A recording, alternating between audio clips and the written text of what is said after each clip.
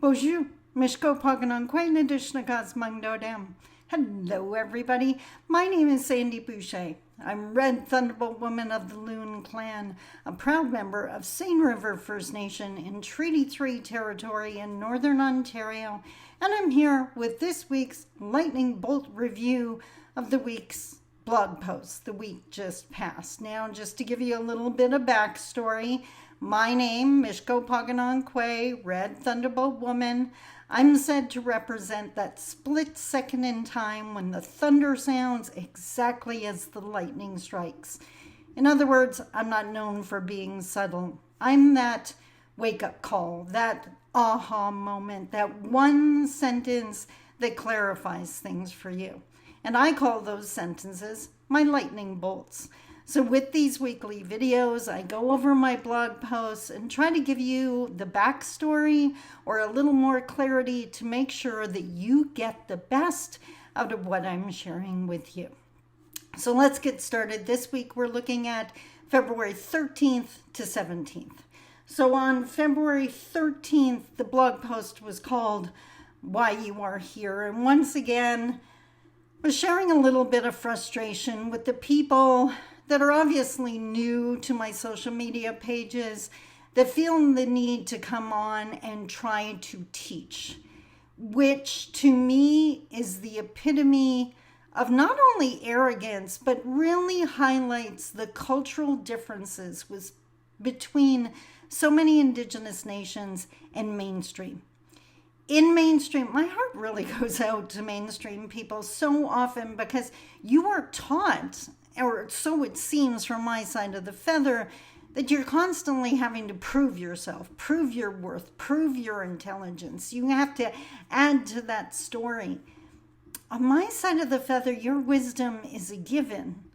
And I 100% believe in the wisdom carried by the people that follow my work. In my world, you sit at a fire and you listen to the words of the speaker or an elder, and you consider them and contemplate them. You don't question them, you don't argue it, you think about it, and you bring it in and add it to your wisdom. You build your Debwewin, your inner truth, your deep truth that you know without a doubt. So when these people come on my page and want to start teaching, I started wondering, do they ever listen? And I don't mean listen waiting their turn to talk or listen to debate or argue. I mean just listen, to consider. Maybe they do it in church. Maybe they listen to the gospel and they take that home and they consider it. I hope in some place in their world they do, that it's not this constant proving. So again, it was just a reminder that on my page, there is no space for other teachers. There is no space for the insecure trying to prove their value, because this is the one place, I hope it's not the only place, but this is one place where your value is a given. So again, I remind you just to sit and listen and consider my words. Practice your listening skills. Build your wisdom. Build your Debwewin. So that was how we started off the week on Monday. I'm going to call up my posts on my other monitor here. Why every time do I start talking? I feel like I'm going to choke. Okay. Tuesdays. Is this Tuesday? No. I had the dates wrong. I was actually looking at, Tuesday was February 14th.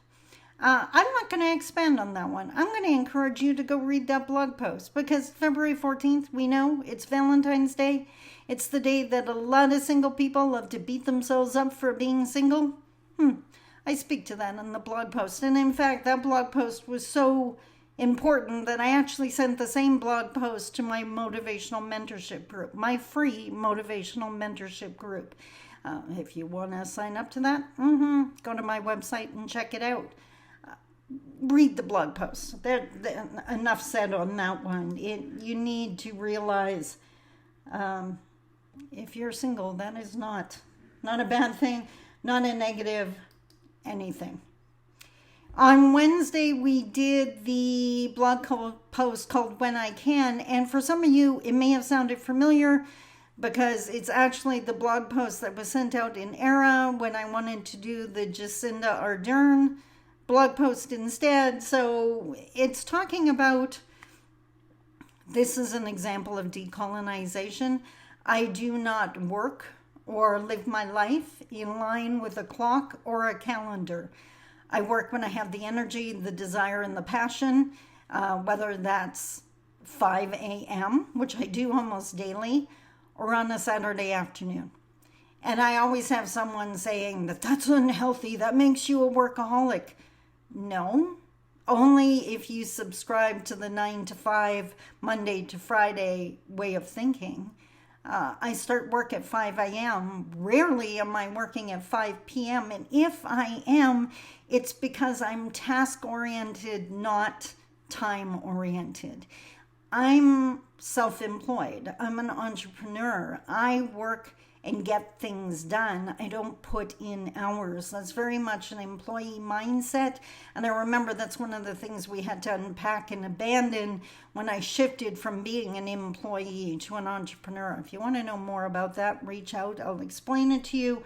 But yeah, I work when I can, when I have the passion to, which means I get to enjoy my work. I'm not doing it for another hour because the clock says I have to do it for another hour.